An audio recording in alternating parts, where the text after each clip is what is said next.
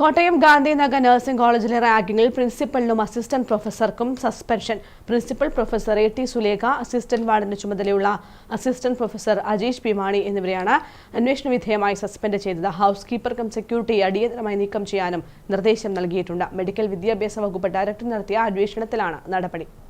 Kottayam Gandhinagar nursing കോളേജിലെ റാഗിംഗിൽ principal professor Sulekha A T, assistant വാർഡിന്റെ ചുമതലയുള്ള assistant professor Ajeesh P Mani എന്നിവരെയാണ് അന്വേഷണ വിധേയമായി സസ്പെൻഡ് ചെയ്തത്. മെഡിക്കൽ വിദ്യാഭ്യാസ വകുപ്പ് ഡയറക്ടർ നടത്തിയ അന്വേഷണത്തിലാണ് നടപടി. ഹൌസ് കീപ്പർ കം സെക്യൂരിറ്റിയെ അടിയന്തരമായി നീക്കം ചെയ്യാനും നിർദ്ദേശം നൽകിയിട്ടുണ്ട്. കേസിൽ പരാതിക്കാരുടെ മൊഴി പോലീസ് രേഖപ്പെടുത്തി. റാഗിംഗിന് കാരണം പിറന്നാൾ ആഘോഷത്തിന് പണം നൽകാതിരുന്നതാണെന്നാണ് നൽകിയിരിക്കുന്ന മൊഴി. ഡിസംബർ 13-ന് ചിത്രീകരിച്ച ദൃശ്യങ്ങളാണ് പുറത്തുവന്നതെന്ന് അന്വേഷണ സംഘം വ്യക്തമാക്കിയിട്ടുണ്ട്. പരാതിക്കാരായ മുഴുവൻ വിദ്യാർത്ഥികളുടെ മൊഴി പോലീസ് രേഖപ്പെടുത്തി. 3 മാസത്തിലേറെ നീണ്ട അതിക്രൂരമായ റാഗിംഗാണ് ഗാന്ധിനഗർ നഴ്സിംഗ് കോളേജിൽ നടന്നത്.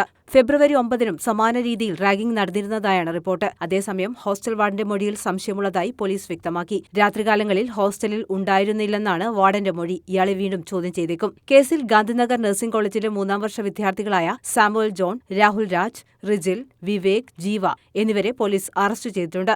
റാഗിംഗ് നിരോധന നിയമപ്രകാരവും ഭാരതീയ ന്യായ സംഹിത 118, 308, 350 എന്നീ വകുപ്പുകൾ പ്രകാരവുമാണ് പ്രതികൾക്കെതിരെ കേസെടുത്തിരിക്കുന്നത്.